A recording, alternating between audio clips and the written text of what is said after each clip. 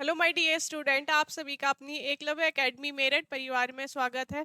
तो हम क्या कर रहे हैं आजकल, अपनी एक्सटेंशन एजुकेशन के जो क्वेश्चंस की सीरीज़ है वो कंप्लीट कर रहे हैं। तो आप खुश रहिए, मस्त रहिए और डेली प्रैक्टिस करते रहिए। एग्ज़ाम बहुत जल्दी होने वाला है जनवरी में, तो अपनी मेहनत में कमी मत कीजिए। लास्ट टाइम है, यही मौका है, इसी बार सिलेक्शन लेना है। तो आप क्या है, मेहनत करते रहिए, ठीक है। डेली हमारे साथ प्रैक्टिस करते रहिए। चलिए आज का पहला क्वेश्चन देखते हैं।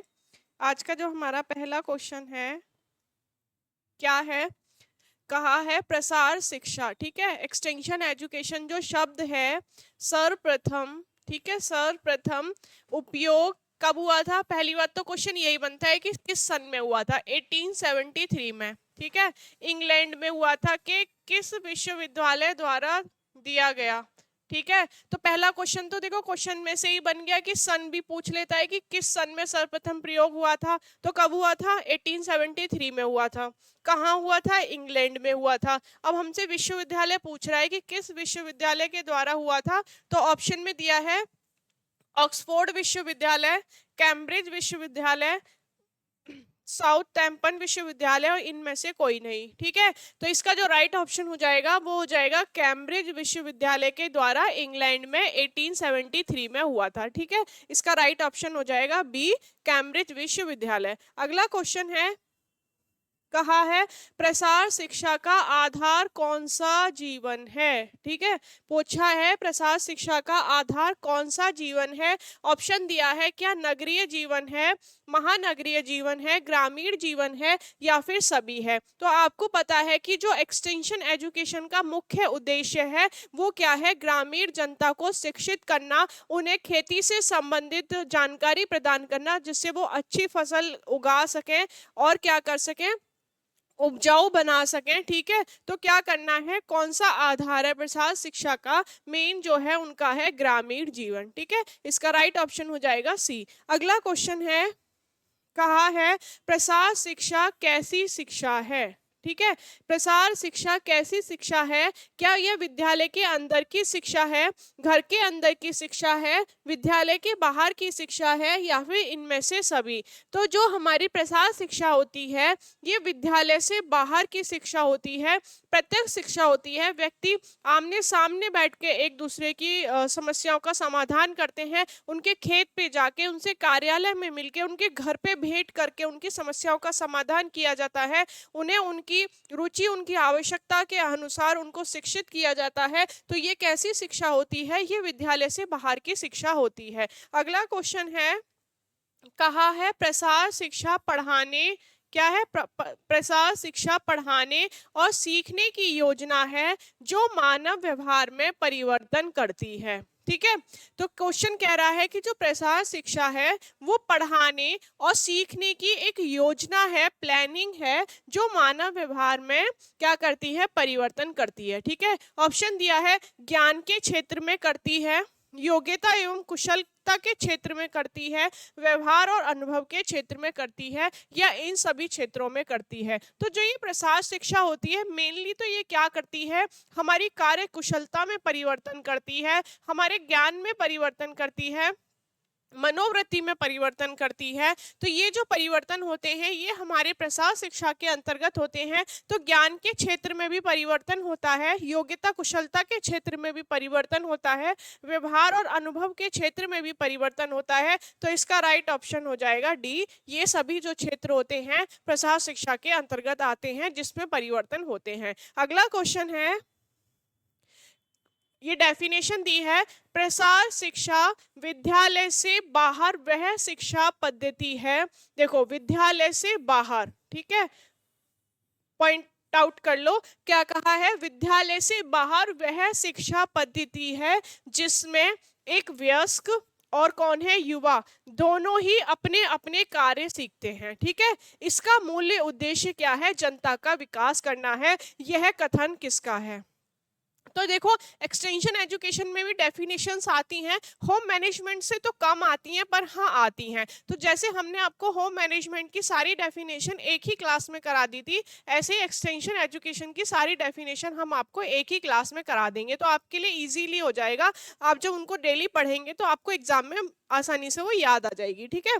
तो ये कथन किसका है, ठीक है, कि पहली बात तो ये है कि आप डेफिनेशन को देखेंगे, उसमें की पॉइंट्स निकाल लेंगे कि हमें ये डेफिनेशन कैसे याद रहेगी। अब किसने बताया सॉरी, किसने बताया है कि प्रसार शिक्षा क्या है? विद्यालय से बाहर की शिक्षा है, और इसमें युवा और वयस्क क्या है? दोनों ही सीखते हैं। ठीक है, तो ये डेफिनेशन किसकी है? ये केल्सी और हेनरी की डेफिनेशन है। ठीक है, देखो इसमें वयस्क और युवा दो है, दोनों व्यक्ति सीख रहे हैं, तो यहाँ पे केल्सी और हेनरी दो हैं। ठीक है, तो किसने दी है? केल्सी हेनरी ने डेफिनेशन दी है। अगला क्वेश्चन है, कहा है प्रसार शिक्षा एक व्यवहारिक विज्ञान है। ठीक है, प्रसार शिक्षा एक व्यवहारिक विज्ञान है जिसके सिद्धांतों का उपयोग करके स्कूल के बाहर वयस्कों और युवाओं की समस्या हल की जाती है।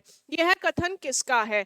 क्या ये लिंक्स का है, धामा का है, बुरिट का है, एस्बिंगर का है? तो आप याद रखेंगे कि प्रसार शिक्षा को व्यवहारिक विज्ञान किसने कहा, इसका की पॉइंट हम निकाल लेंगे। व्यवहारिक विज्ञान, व्यवहार से किसने जोड़ा प्रसार शिक्षा को? तो किसने जोड़ा? लिंक्स ने जोड़ा। ठीक है, इसका राइट ऑप्शन हो जाएगा लिंक्स। अगला क्वेश्चन है, कह रहा है निम्न में से किस प्रसार के अंतर्गत महिलाओं को संतुलित पौष्टिक भोजन, बच्चों की देखभाल, गृह प्रबंध, रसोई बगीचे आदि से संबंधित जानकारी दी जाती है? रसोई बगीचे मतलब जो हम सब्जियां उगा लेते हैं अपने गार्डन में, किचन गार्डन बना लेते हैं, इन सभी से संबंधित जो जानकारी होती है वो किस में दी जाती हैं? ऑप्शन दिया है क्या? स्वास्थ्य प्रसार में दी जाती हैं, गृह विज्ञान प्रसार में दी जाती हैं, औद्योगिक में दी जाती हैं, कृषि प्रसार में दी जाती हैं। तो इस तरह की जो जानकारी होती हैं, सूचनाएं होती हैं, वो हमारी क्या होती हैं? औद्योगिक प्रसार के अंतर्गत आती हैं। ठीक है, इसका राइट ऑप्शन हो जाएगा थर्ड। अगला क्वेश्चन है, कह रहा है निम्न में कौन प्रसार शिक्षा का प्रमुख अंग है? ठीक है, जो सबसे इंपॉर्टेंट है, प्रमुख अंग है, वो हमें बताना है। तो शोध या खोज है, शिक्षण है, प्रसार कार्य सेवा है, या फिर सभी है? तो प्रसार शिक्षा क्या है? ये करके, खुद से करके सीखने पे बल देता है। ठीक है, एक शिक्षण पद्धति है, इसमें व्यक्ति को उसकी सुविधा के अनुसार शिक्षित किया जाता है। इसमें जो काम करते हैं प्रसार कार्यकर्ता होते हैं, सेवा के रूप में वो काम करते हैं। तो इसका जो राइट ऑप्शन हो जाएगा वो हो जाएगा डी, ये सभी जो होते हैं हमारे इसके प्रमुख अंग होते हैं। ठीक है, अगला क्वेश्चन है, कह रहा है निम्न में कौन प्रसार सेवा कार्य का आधारभूत तत्व है? ठीक है, आधारभूत तत्व हमें बताना है। ऑप्शन दिया है मनुष्य स्वयं को, ठीक है, मनुष्य का पर्यावरण, थर्ड दिया है मनुष्य निर्मित साधन और संस्थाएं, या ये सभी। तो प्रसार सेवा कार्य में जो आधारभूत तत्व होते हैं, मनुष्य खुद भी होता है, ठीक है, मनुष्य का पर्यावरण भी होता है, मनुष्य से निर्मित साधन और संस्थाएं भी आती हैं। तो इसका जो राइट ऑप्शन हो जाएगा वो हो जाएगा डी, कि ये जो तीनों होती हैं ये हमारे प्रसार शिक्षा के आधारभूत तत्व होते हैं। अगला क्वेश्चन है, कह रहा है निम्न में कौन प्रसार शिक्षा से संबंधित नहीं है? नहीं को आप पहले ही सर्कल कर देंगे। ठीक है, फिर हम उसके बाद क्वेश्चन को पढ़ेंगे कि निम्न में कौन सा प्रसार शिक्षा से संबंधित नहीं है। ऑप्शन दिया है स्थानीय संस्कृति व रीति रिवाज का सम्मान करना, ठीक है, इसमें सम्मान किया जाता है, कार्यक्रम की सफलता के प्रति विश्वास जागृत करना,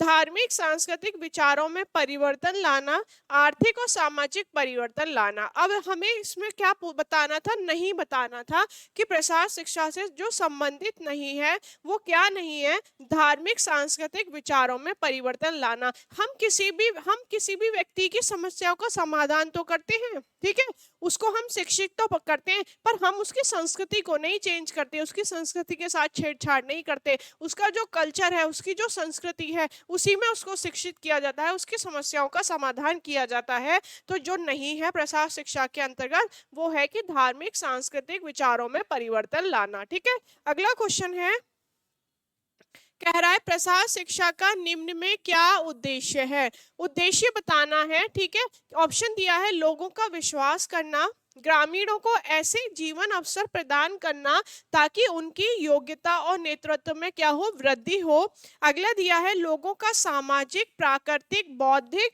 और मनोरंजनात्मक आर्थिक जीवन उन्नत करना। ठीक है, अगला दिया है उपरोक्त सभी। तो प्रसार शिक्षा का जो मुख्य उद्देश्य होता है वो लोगों का विश्वास करना भी होता है। ठीक है, ग्रामीणों को ऐसे जीवन अवसर प्रदान करना होता है कि वो अपनी नेतृत्व के द्वारा उसमें वृद्धि कर सके, अपनी योग्यता में, लोगों का सामाजिक, प्राकृतिक, बौद्धिक, मनोरंजनात्मक और आर्थिक जीवन में क्या हो, उन्नति हो, वृद्धि हो। तो ये जो सभी होते हैं ये हमारे प्रसार शिक्षा के उद्देश्य होते हैं। इसका राइट ऑप्शन हो जाएगा डी। अगला है प्रसार शिक्षा का क्षेत्र निम्न में किससे संबंधित है। ठीक है, प्रसार शिक्षा का जो क्षेत्र है वो किससे संबंधित है। ऑप्शन में दिया है मनुष्य के निजी विकास से, ठीक है, मनुष्य के परिवेश के विकास से, या सरकारी संस्थाओं व साधनों के विकास से, या फिर ए या बी दोनों। तो जो प्रसार शिक्षा का क्षेत्र होता है वो मनुष्य के निजी विकास से होता है, और अगला किससे होता है, मनुष्य के परिवेश के विकास से होता है। तो इसका ऑप्शन हो जाएगा ए और बी दोनों ही जो होते हैं ये प्रसार शिक्षा के क्षेत्र के अंतर्गत आते हैं। अगला क्वेश्चन है, कहा है प्रसार शिक्षा को ग्रामीण समाज को उपयोगी ज्ञान देने की विधि कौन मानता है। ठीक है, क्वेश्चन डेफिनेशन है, कथन है। अब ये किसका है कि प्रसार शिक्षा को ग्रामीण समाज को उपयोगी ज्ञान देने की विधि है। तो ग्रामीण समाज को उपयोगी ज्ञान देने की विधि किसने बताई है। ठीक है, क्या धामा ने बताई है, लिंक्स ने बताई है, कृष्णाचार्य ने बताई है, बुरित ने बताई है। तो ग्रामीण समाज को उपयोगी ज्ञान देने की जो विधि बताई है वो हमारी बताई है धामा ने। ठीक है, किसने बताई है, धामा ने बताई है। इसका राइट ऑप्शन हो जाएगा ए। अगला क्वेश्चन है, प्रसार कार्यक्रम का महत्वपूर्ण अंग है। ठीक है, महत्वपूर्ण अंग बताना है, कौन सा है, वयस्क शिक्षा है, कृषि शिक्षा है, गृह विज्ञान शिक्षा है, या यौन शिक्षा है। तो प्रसार कार्यक्रम का जो महत्वपूर्ण अंग है वो है हमारा गृह विज्ञान शिक्षा। ठीक है, क्या है, हमारा गृह विज्ञान जो शिक्षा है वो प्रसार कार्यक्रम का महत्वपूर्ण अंग है। अगला क्वेश्चन है, कहा है ग्रामीण जीवन के विकास के लिए उपयोगी ज्ञान के फैलाव को हम प्रसार कहते हैं। जहां भी डेफिनेशन में ये फैलाव वर्ड आ जाए तो आप क्या याद रखेंगे, ये डेफिनेशन किसकी है, डब्ल्यू बट की है। ठीक है, क्या डेफिनेशन है, ग्रामीण जीवन के विकास के लिए उपयोगी ज्ञान के फैलाव को हम प्रसार शिक्षा कहते हैं। डेफिनेशन किसकी है, डब्ल्यू बट की है। ठीक है, अगला क्वेश्चन है, कह रहा है गृह विज्ञान शिक्षा का निम्न में कौन सा प्रमुख आवश्यक अंग है। ठीक है, प्रमुख आवश्यक अंग बताना है प्रसार शिक्षा का। गृह विज्ञान शिक्षा का निम्न में कौन प्रमुख आवश्यक अंग है, प्रसार शिक्षा, प्रसार सेवा, प्रसार कार्य, या ये सभी। तो हमारे गृह विज्ञान शिक्षा में जो होता है प्रसार शिक्षा महत्वपूर्ण अंग होता है, इसीलिए अब इससे क्वेश्चन बहुत ज्यादा बनाए जाते हैं। ठीक है, इसमें क्या करता है, प्रसार सेवा के द्वारा लोगों को शिक्षित किया जाता है, उनकी समस्याओं का समाधान किया जाता है, प्रसार कार्यकर्ता के रूप में इसमें काम करे जाते हैं। तो ये सभी जो होते हैं ये इसका राइट ऑप्शन हो जाएगा कि ये तीनों ही जो होते हैं इसके प्रमुख अंग होते हैं। अगला क्वेश्चन है, गृह विज्ञान प्रसार शिक्षा का सर्वप्रथम उद्देश्य क्या है। ठीक है, सर्वप्रथम उद्देश्य क्या है, गृहिणियों को सुरक्षित बनाना, गृहिणियों को पाठशाला विशेषज्ञ बनाना, गृहिणियों के सर्वोन्मुखी विकास में सहायता करना, और क्या है, गृहिणियों को सुख व संतोष प्राप्त करना। तो गृह विज्ञान प्रसार शिक्षा का जो महत्वपूर्ण उद्देश्य होता है वो होता है गृहिणियों के सर्वोन्मुखी विकास में उनकी सहायता करना। राइट ऑप्शन हो जाएगा इसका थर्ड। अगला क्वेश्चन है, प्रसार कार्य का महत्वपूर्ण पक्ष है।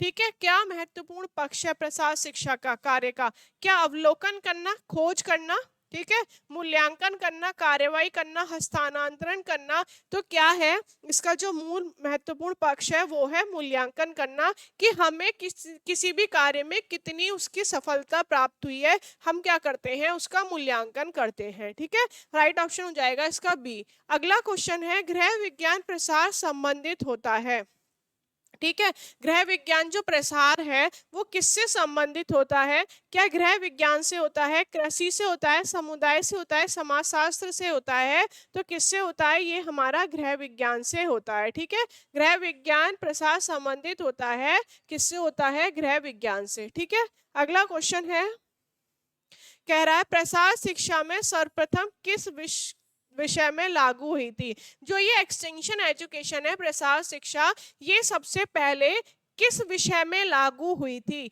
ऑप्शन दिया है कृषि में, गृह विज्ञान में, राजनीति में, समाजशास्त्र में। तो किस में हुई थी? ये कृषि में हुई थी। ठीक है, जो प्रसार शिक्षा थी वो सबसे पहले कृषि में लागू हुई थी। अगला क्वेश्चन है, कह रहा है प्रसार को अंग्रेजी में कहते हैं। प्रसार जो शब्द है वो अंग्रेजी भाषा के एक्सटेंशन से बना हुआ है। ठीक है, जो ये एक्सटेंशन शब्द है ये दो शब्दों से मिलकर बना है।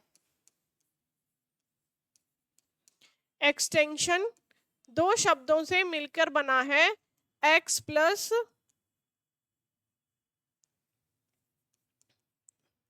टेंशन। ठीक है, अब ये जो टेंशन शब्द है वो लैटिन भाषा के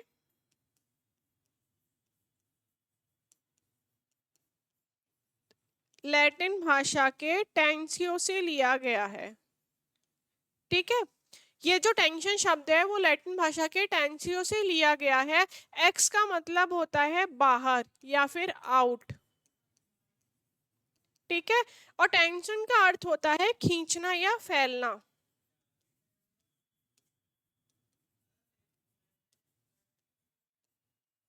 खींचना या फिर फैलना। ठीक है, तो प्रसार शिक्षा को अंग्रेजी में हम एक्सटेंशन शब्द कहते हैं, दो शब्दों से मिलकर बना है ये एक्स प्लस टेंशन। टेंशन जो शब्द है वो लैटिन भाषा के टेंसियो से लिया गया है, जिसका अर्थ होता है फैलाव। हम प्रसार शिक्षा में क्या करते हैं? फैलाव ही तो करते हैं, लोगों को जोड़ते हैं, उन्हें शिक्षित करते हैं, उनके घर पर मिलते हैं, उनके खेत पर मिलते हैं, उनके कार्यालय पर मिलते हैं। तो क्या करते हैं? हम फैलाव ही तो करते हैं। ठीक है, इसमें सूचनाओं को। तो ये क्या होता है? इसका राइट आंसर हो जाएगा फर्स्ट। अगला है, भारत में गृह विज्ञान प्रसार किस नगर में प्रारंभ हुआ था? ठीक है, पहली बार जब भारत में गृह विज्ञान प्रसार हुआ था तो किस नगर में हुआ था? तो ये हुआ था हमारा नई दिल्ली। ठीक है, आप याद रखेंगे, नई दिल्ली में। अगला क्वेश्चन है, कह रहा है गृह विज्ञान प्रसार शिक्षा के साथ कौन सी शिक्षा प्रारंभ हुई थी? ठीक है, गृह विज्ञान प्रसार शिक्षा के साथ कौन सी शिक्षा प्रारंभ हुई थी? क्या प्रौढ़ शिक्षा प्रारंभ हुई थी, कृषि शिक्षा प्रारंभ हुई थी, औपचारिक हुई थी, व्यावसायिक शिक्षा हुई थी? तो गृह विज्ञान प्रसार शिक्षा के साथ कौन सी शिक्षा प्रारंभ हुई थी? प्रौढ़ शिक्षा प्रारंभ हुई थी। ठीक है, इसका राइट ऑप्शन हो जाएगा फर्स्ट। अगला क्वेश्चन है, गृह विज्ञान प्रसार शिक्षा का दर्शन किस प्रकार का है? क्या ये व्यक्ति परक है, कार्य परक है, प्रायोजित है या फिर उपयुक्त सभी है? तो गृह विज्ञान का प्रसार शिक्षा का जो दर्शन है वो क्या है? व्यक्ति परक है। ठीक है, इसका राइट ऑप्शन हो जाएगा फर्स्ट। अगला क्वेश्चन है, प्रसार शिक्षा का उद्देश्य है।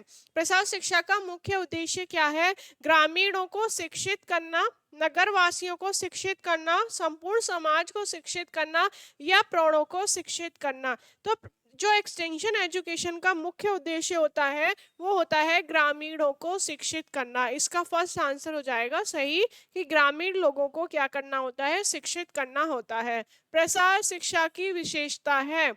प्रसार शिक्षा की क्या विशेषता है? देखो ऑप्शन में क्या दिया है, यह सहकारिता व सहयोग की भावना पर आधारित है, यह स्वैच्छिक अभिप्रेरित स्वयंसेवी नहीं है, इसमें स्थानीय ग्रामीण नेतृत्व को महत्व नहीं दिया जाता, यह सर्वसाधारण लोगों के लिए नहीं है। तो देखो ये नहीं है, ठीक है, स्वयं नहीं है, नहीं है, तो ये ऑप्शन तो इसका होगा नहीं, ये तो प्रसार शिक्षा की विशेषता है नहीं कि ये स्वैच्छिक अभिप्रेरित और स्वयं से भी है। नहीं है, ये तो है ना, अभिप्रेरित भी है, स्वैच्छिक है, व्यक्ति की अपनी मर्जी से वो करता है ना, उस पर प्रेशर डाल के नहीं कराया जाता। ठीक है, और क्या होता है? स्थानीय ग्रामीण नेतृत्व को महत्व दिया जाता है, यहाँ पे लिखा है नहीं दिया जाता। ठीक है, तो इसका जो राइट ऑप्शन हो जाएगा वो ये हो जाएगा, यह सहकारिता और सहयोग की भावना पर आधारित होता है। ये इसकी विशेषता हो गई। अगला क्वेश्चन है, निम्न में कौन प्रसार शिक्षण पद्धति का उदाहरण नहीं है? ठीक है, तो क्या नहीं है? फार्म व खेत पर भेंट करना प्रसार शिक्षा में जो मुख्य पॉइंट, जब आप पढ़ोगे बार बार प्रसार शिक्षा को, तो उसमें यही दिया जाता है कि व्यक्ति से उसके घर पर भेंट की जाती है। ठीक है, प्रत्यक्ष उससे मिलकर उसकी चीजों का समाधान किया जाता है, उसके उसके खेत पे मिला जाता है, उसके कार्यालय पे मिला जाता है। ठीक है, अपने कार्यालय में भेंट करना, सर्वथा गुप्त स्थान पर भेंट करना, या इनमें से कोई नहीं। तो प्रसार शिक्षण पद्धति का जो उदाहरण नहीं है वो है सर्वथा गुप्त स्थान पर भेंट करना, इसमें गुप्त स्थान पर भेंट नहीं की जाती। ठीक है, राइट ऑप्शन हो जाएगा इसका थर्ड। अगला क्वेश्चन है, प्रसार शिक्षण विधियों का चयन करते समय निम्न में किसका ध्यान रखना आवश्यक होता है? जब हम प्रसार शिक्षा की विधियों का चयन करते हैं तो हमें कुछ मुख्य बातों का ध्यान रखना होता है। ठीक है, अब ऑप्शन में दी है ग्रामीणों का शैक्षिक मानसिक स्तर, ठीक है, वो किस लेवल तक समझ सकते हैं, शिक्षण साधनों की उपलब्धता, कि हमारे पास साधन उपलब्ध हैं कि नहीं है, यातायात की सुविधा, या ये सभी। तो हमें किनका ध्यान रखना पड़ता है? इन सभी का ध्यान रखना पड़ता है। मानसिक स्तर का भी ध्यान रखते हैं, ठीक है, साधनों की उपलब्धता का भी ध्यान रखते हैं, यातायात की उपलब्धता का भी, सुविधा का भी ध्यान रखते हैं। तो इसका राइट ऑप्शन हो जाएगा डी। अगला क्वेश्चन है, कह रहा है गृह विज्ञान प्रसार शिक्षा का दर्शन किस प्रकार का है? ठीक है, ये जो दर्शन है किस प्रकार का है? तो ये व्यक्तिपरक दर्शन है, इसका राइट ऑप्शन हो जाएगा ए। अगला क्वेश्चन है, प्रसार शिक्षा के सिद्धांत होते हैं, प्रसार शिक्षा के निम्नलिखित सिद्धांत होते हैं, यह सरल होती है, लचीली होती है, नम्यता होती है, इसमें फ्लेक्सिबल होती है, परिवर्तनशील होती है। ठीक है, ये सरल होती है, उपयोगी होती है, शिक्षात्मक होती है, उपरोक्त सभी। ठीक है, तो इसका राइट ऑप्शन हो जाएगा उपरोक्त सभी प्रसार शिक्षा के सिद्धांत होते हैं, सरल होती है, उपयोगी होती है, और क्या होती है? शिक्षात्मक होती है। ठीक है, राइट ऑप्शन हो जाएगा इसका उपयुक्त सभी। अगला क्वेश्चन है, ग्रामीण लोगों व प्रसार कार्यकर्ता की सामाजिक उन्नति हेतु, ठीक है, सामाजिक उन्नति हेतु मिलकर कार्य करने की योग्यता किस सिद्धांत के अंतर्गत आती है? ठीक है, जहां भी मिलकर काम करने की बात की जाएगी, ठीक है, वहां क्या होगा? हमेशा सहयोग होगा। जहाँ पे लोग आपस में मिलकर काम कर रहे हैं तो वो सहयोग से ही तो काम करेंगे। ठीक है, जहाँ भी आप इस तरीके के वर्ड देखेंगे कि उन्नति हेतु मिलकर कार्य करने की योग्यता किस सिद्धांत के अंतर्गत आती है, तो वो हमारा हो जाएगा सहयोग का सिद्धांत। ठीक है, अगला क्वेश्चन है, विकास के कार्यक्रम में भागीदारों की संतुष्टि आवश्यक है। ठीक है, इसी पर प्रसार कार्य सफल निर्भरता करती है, यह किस सिद्धांत के अंतर्गत आता है? ठीक है, कह रहा है कि जो विकास के कार्यक्रम में भागीदारों की संतुष्टि आवश्यक होती है। ठीक है, इसमें व्यक्ति संतुष्ट है या नहीं है ये भी मेनली देखा जाता है, और इसी पर क्या करता है? प्रसार शिक्षा की जो सफलता है वो निर्भर करती है। आप किसी व्यक्ति को समझा रहे हो, ठीक है, मैं आपको पढ़ा रही हूँ, आपको समझ में आ रहा है तभी तो ये मेरा सफल हो रहा है, आपको नहीं समझ में आएगा तो मेरा पढ़ाना भी सफल नहीं होगा। इसी प्रकार से जो प्रसार कार्य करता है, जो प्रसार शिक्षा है, वो सफल तभी होगी जब सामने वाला व्यक्ति क्या होगा? संतुष्ट होगा। ठीक है, तो इसमें ऑप्शन देखो क्या आता है, संपूर्ण पारिवारिक पहुंच का सिद्धांत है, संतुष्टि का सिद्धांत है, मूल्यांकन का सिद्धांत है, नम्यता का सिद्धांत है। तो ये किसका सिद्धांत हो गया? ये संतुष्टि का सिद्धांत होता है, इसका राइट ऑप्शन हो जाएगा बी। अगला क्वेश्चन है, निम्न में से कौन सा प्रसार शिक्षा सिद्धांत नहीं है? ठीक है, ऑप्शन दिया है मूल्यांकन का सिद्धांत है, मूल्यांकन तो प्रमुख अंग होता है इसका, स्वावलंबन का सिद्धांत है, असंतुष्टि का है, समता का है। तो जो नहीं है वो असंतुष्टि का सिद्धांत नहीं है, ये संतुष्टि का सिद्धांत होता है, असंतुष्टि का सिद्धांत नहीं होता। अगला क्वेश्चन है, कह रहा है प्रसार कार्यक्रम का निरूपण तथा क्रियान्वयन क्रिया के अनुसार होना चाहिए। ठीक है, प्रसार कार्यक्रम, जो इसमें कार्यक्रम चलते हैं प्रसार शिक्षा में, उसका निरूपण और उसका क्रियान्वयन एक क्रिया के अनुसार होना चाहिए। लोकतांत्रिक, प्रजातांत्रिक, राजनीतिक या उपरोक्त सभी। तो कैसे होना चाहिए? प्रजातांत्रिक होना चाहिए, प्रजा की उतनी ही भागीदारी होनी चाहिए जितनी की सामने वाले की है। ठीक है, उन्हीं को ध्यान में रख के सारी क्रियाएं की जाती हैं। तो कैसी होनी चाहिए? प्रजातांत्रिक होनी चाहिए। अगला क्वेश्चन है, प्रसार शिक्षा का दर्शन पर आधारित है, मानव विकास पर, बाल विकास पर, ग्रामीण विकास पर, या फिर पोषण विज्ञान पे। ठीक है, तो जो प्रसार शिक्षा का दर्शन होता है वो क्या होता है, मानव विकास पर आधारित होता है, मनुष्य के विकास का इसमें पूर्ण रूप से ध्यान रखा जाता है। अगला क्वेश्चन है, फिलॉसफी शब्द का प्रयोग सर्वप्रथम किसने किया था? तो फिलॉसफी शब्द का सर्वप्रथम जो किया था वो किया था प्लेटो ने। ठीक है, आप याद रखेंगे ना कि फिलॉसफी शब्द का सर्वप्रथम प्रयोग किसने किया था, तो ये हमारा किया था प्लेटो ने। अगला क्वेश्चन है, डॉक्टर रणजीत सिंह ने प्रसार दर्शन को आधारित माना है। ठीक है, पहली बात तो यही होगी कि जो डॉक्टर रणजीत सिंह हैं उन्होंने प्रसार शिक्षा, उन्होंने प्रसार दर्शन को आधारित माना है। ठीक है, उन्होंने ऑप्शन दिया है, समाज में घर आधारभूत इकाई है। ठीक है, क्या है, समाज में जो घर है वो एक आधारभूत इकाई है, प्रजातंत्र में व्यक्ति सर्वोपरि है। कौन है, व्यक्ति सर्वोपरि है, सामाजिक न्याय के प्रति आस्था। ठीक है, तो जो रणजीत सिंह ने प्रसार दर्शन को आधारित माना है, ये तीनों ही पॉइंट माने हैं, इसका राइट ऑप्शन हो जाएगा डी, उपयुक्त सभी। अगला क्वेश्चन है, मानवीय विकास के बिना भौतिक आर्थिक सफलताएं नपुंसकता के बराबर हैं। ठीक है, यह कथन किसका है? ठीक है, हम याद रखेंगे इस डेफिनेशन में भौतिक और आर्थिक सफलताएं।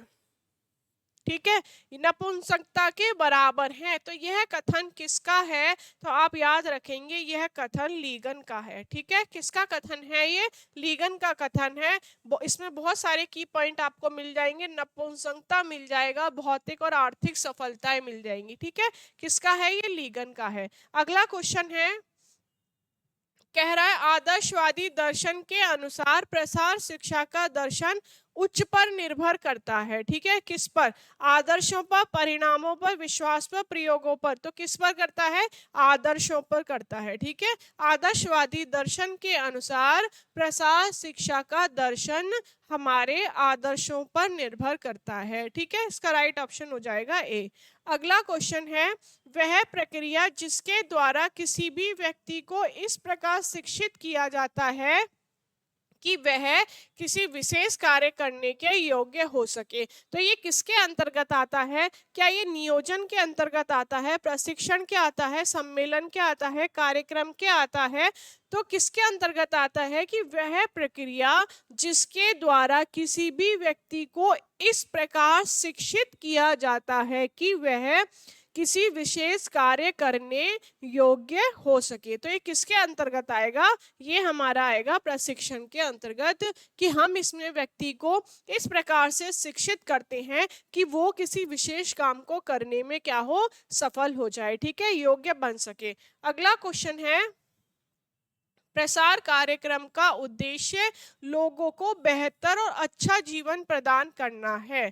ठीक है, प्रसार कार्यक्रम का सबसे महत्वपूर्ण उद्देश्य तो यही है कि लोगों को क्या करना है, अच्छे सा अच्छे जीवन प्रदान करना है। ऑप्शन दिया है, किन लोगों को? ग्रामीण व पिछड़े लोगों को, गरीब लोगों को, अमीर लोगों को, या शहरी लोगों को। तो प्रसार शिक्षा का जो मुख्य उद्देश्य होता है वो होता है ग्रामीण और पिछड़े जो लोग हैं उनके जीवन को अच्छा करना, उन्हें भी उसी लेवल पे लाना, उनकी समस्याओं का समाधान करना, उन्हें शिक्षित करना, जिससे वो अपना जो जीविकोपार्जन है अच्छे से कर सकें। ठीक है, अगला क्वेश्चन है, कह रहा है ग्रामीण जीवन के विकास के लिए उपयोगी ज्ञान का फैलाव।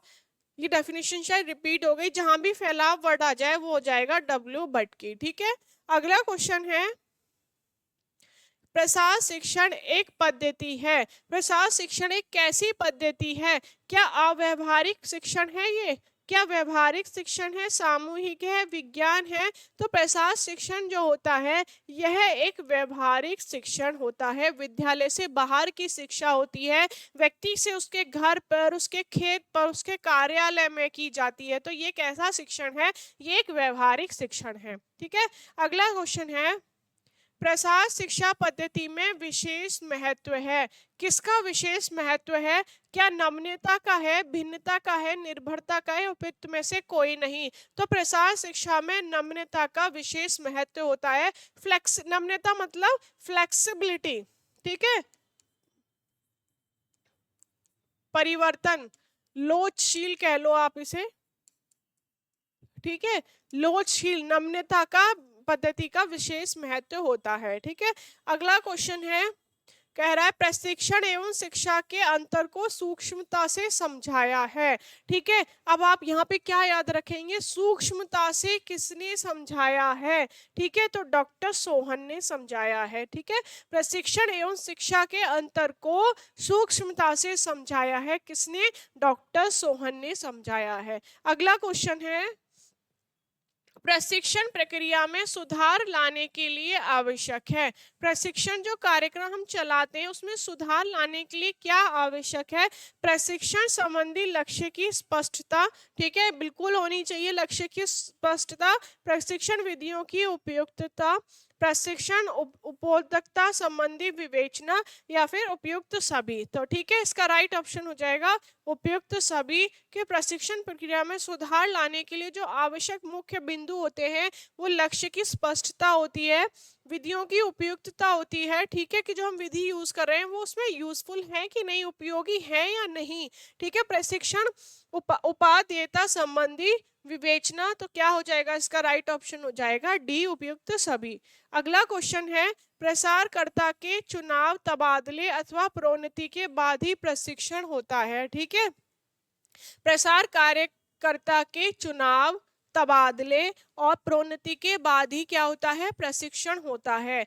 कब होता है, कब, प्रारंभिक में होता है, सतत होता है, पुनश्चर्चा होता है, उपयुक्त में से कोई नहीं। तो जो प्रारंभिक होता है, प्रसारकर्ता के चुनाव, तबादले, प्रोन्नति के बाद ही प्रशिक्षण होता है, प्रारंभिक के बाद होता है, ठीक है। अगला क्वेश्चन है, प्रसार शिक्षण एक पद्धति है, कैसी पद्धति है, तो ये एक व्यवहारिक शिक्षण है, ठीक है। प्रसार शिक्षण कैसी पद्धति है, तो यह एक व्यवहारिक प्रशिक्षण है। अगला क्वेश्चन है, कहा है प्रसार शिक्षण पद्धति में विशेष महत्व है, ठीक है। प्रसार शिक्षण पद्धति में विशेष महत्व किसका है, ये क्वेश्चन भी रिपीट हो गया, तो ये नम्रता का है कि इसमें लोचशील होता है, परिवर्तनशील होता है, फ्लेक्सिबिलिटी होती है, ठीक है। अगला क्वेश्चन है, कह रहा है प्रसार की विधियां प्रसार कार्यकर्ता के लिए उतनी ही आवश्यक हैं जितनी एक मैकेनिक के लिए, कौन है इसमें, मैकेनिक की पॉइंट है, मैकेनिक के लिए मशीन, रिंच, पेचकस, घन, हथौड़ा आवश्यक है। यह कथन किसका है, तो ये डेफिनेशन तो बहुत ही इजी है कि जिन्होंने मैकेनिक के समान से तुलना की है कि जैसे मैकेनिक के लिए एक मशीन है, रिंच है, हथौड़ा है, घन है, तो ये किसके कथन हो गया, ये हो गया हमारा एस मिंजर का, ठीक है। आप याद रखेंगे ना कि ये किसका कथन है, एस मिंजर का है। इन्होंने मैकेनिक के लिए जैसे मशीन, रिंच, हथौड़ा ये सब उपयोगी होते हैं, ऐसे ही प्रसार कार्यकर्ता के लिए उतना ही आवश्यक होती हैं उसकी विधियां। अगला क्वेश्चन है, प्रसार शिक्षा का पहला चरण है, ठीक है। अब प्रसार शिक्षा के बहुत सारे चरण होते हैं जिनको हम याद रखते हैं, कैसे, एडिक केस से याद रखते हैं प्रसार शिक्षा के चरण, और इनका क्रम भी आपसे पूछ लिया जाता है। तो पहला चरण पूछा है, तो पहला कौन सा होता है, ए होता है हमारा अटेंशन, ध्यान आकर्षण, ठीक है। तो पहला जो चरण हो गया अटेंशन हो गया। दूसरा क्या होता है, इंटरेस्ट होता है, रुचि होता है। डी से हमारा डिजायर होता है, इच्छा होती है। सी से हमारा कन्विक्शन, विश्वास होता है। के से हमारी नॉलेज होती है, जानकारी होती है। ए से हमारा एक्शन होता है, क्रिया होती है। एस से हमारा सेटिस्फेक्शन होता है, संतुष्टि होती है। ई से क्या होता है, हमारा मूल्यांकन होता है, इवैल्यूएशन होता है। तो ये क्या होते हैं, हमारे प्रसार शिक्षा के चरण होते हैं। इन चरणों को याद करने के लिए आप इस कोड को याद कर लीजिए, ठीक है। इसका राइट ऑप्शन हो जाएगा, हमसे फर्स्ट पूछा था तो अटेंशन है, ठीक है। अगला क्वेश्चन है,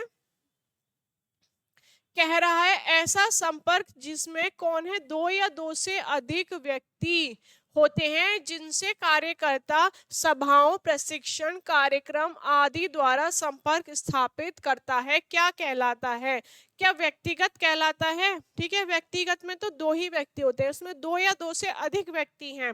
सामूहिक है, विराट है, विराट में मास कम्युनिकेशन होता है जहां बहुत सारी जनता होती है, ठीक है, जहां पे भाषण दिए जाते हैं।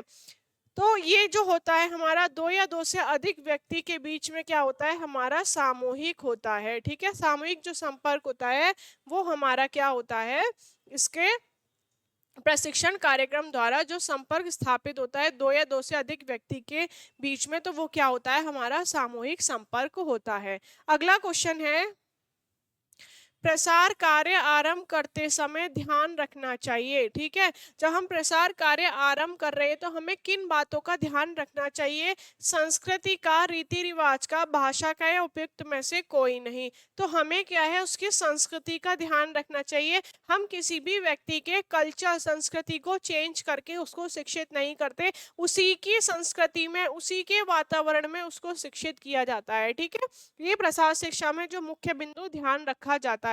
अगला है, रेडियो दूरदर्शन द्वारा संपर्क कहलाता है।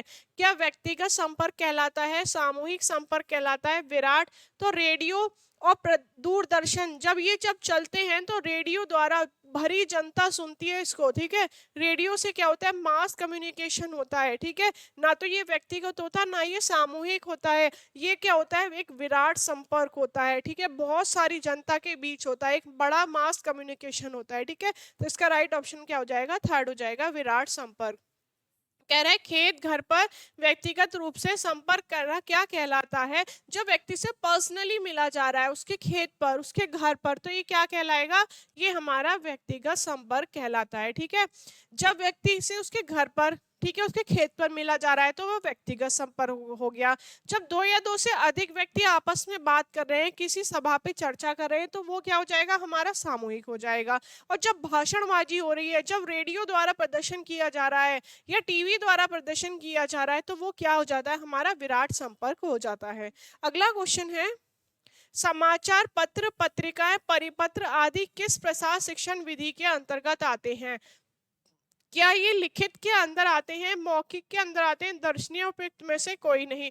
तो समाचार पत्र ये सब क्या होते हैं, मौद्रिक होते हैं ना, छपे हुए होते हैं, ये लिखित रूप में होते हैं। तो इसका राइट ऑप्शन क्या हो जाएगा, ये लिखित होते हैं। ठीक है, अगला क्वेश्चन है, चलचित्र, मूवीज निम्न में किस प्रकार की प्रसार शिक्षण विधि के अंतर्गत आता है? जो हम ये मूवीज देखते हैं, ठीक है, टीवी पे, पिक्चर हॉल में, तो ये क्या लिखित के अंदर आती है, मौखिक के, दर्शनीय, वस्तुनिष्ठ, या उपयुक्त सभी? तो ये जो होती है हमारी दर्शनीय होती है, वस्तुनिष्ठ होती है मूवी। ठीक है, अगला क्वेश्चन है, से तात्पर्य डैश डैश से तात्पर्य है कि किस दशा में कौन विधि कितना प्रभाव जनमानस पर डालेगी? ये किस पर निर्भर करता है? क्या प्रसार कार्य पे करता है, कार्य कुशलता पे करता है, प्रसार विधि पे करता है, या इनमें से किसी पर भी नहीं करता? तो किस दशा में, ठीक है, कौन सी विधि कितना प्रभाव डालेगी जनमानस पर, ये किस पर निर्भर करेगा? कार्य की कुशलता पर निर्भर करता है। ठीक है, इसका राइट ऑप्शन हो जाएगा बी। अगला क्वेश्चन है, प्रसार शिक्षण विधियों का चयन करते समय किन बातों को ध्यान रखना आवश्यक होता है?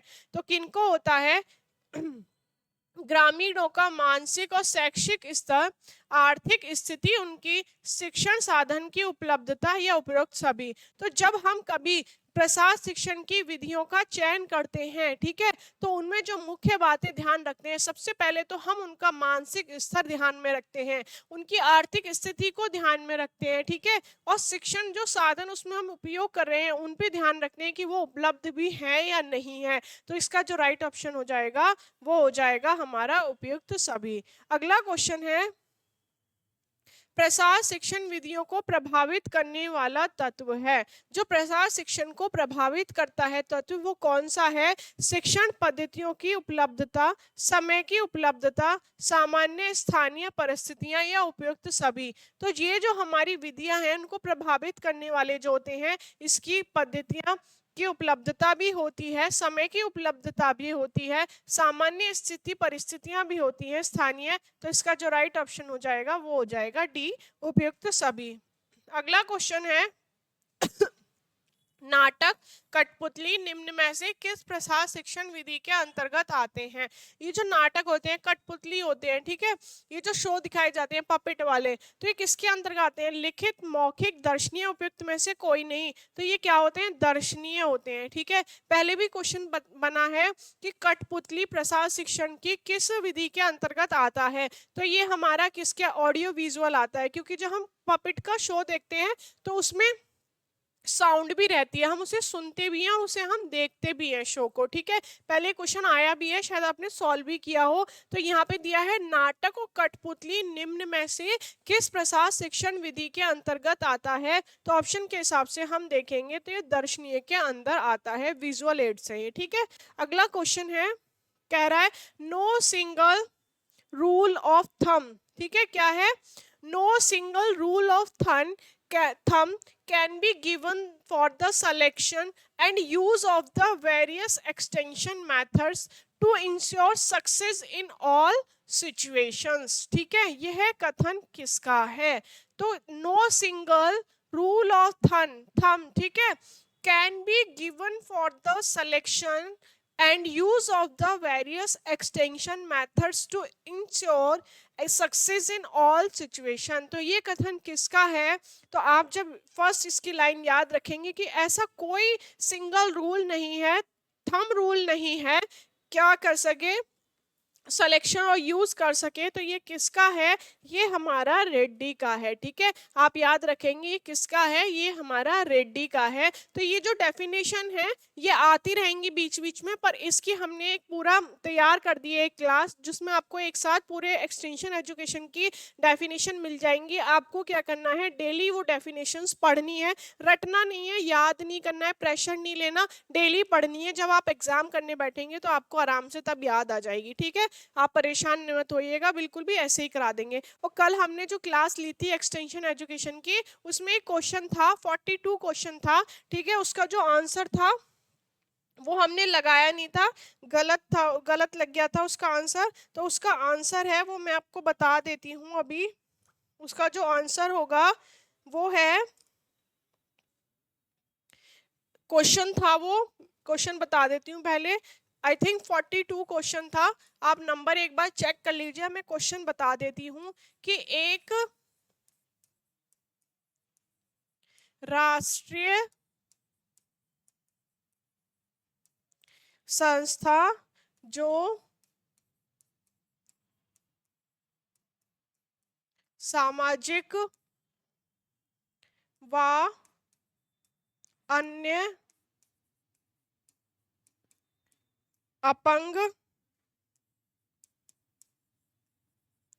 बालकों के लिए कार्यरत है, ठीक है। इसके ऑप्शन दिए थे UN ESCO,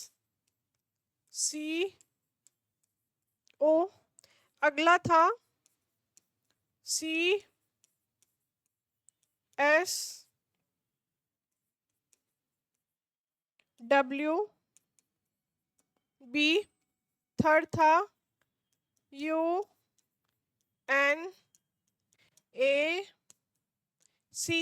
और फोर्थ ऑप्शन था ICDS, ठीक है। तो इसका जो राइट ऑप्शन था कि एक ऐसी राष्ट्रीय संस्था बतानी थी जो सामाजिक व अन्य बालकों के लिए कार्यरत है, जो काम कर रही हैं, ठीक है। तो ये 42 क्वेश्चन था कल वाली सीरीज में। तो इसका जो ऑप्शन था राइट वो था CSWB, ठीक है, ये था CSWB, ठीक है। आप इसको करेक्ट कर लीजिएगा, CSWB था सेंट्रल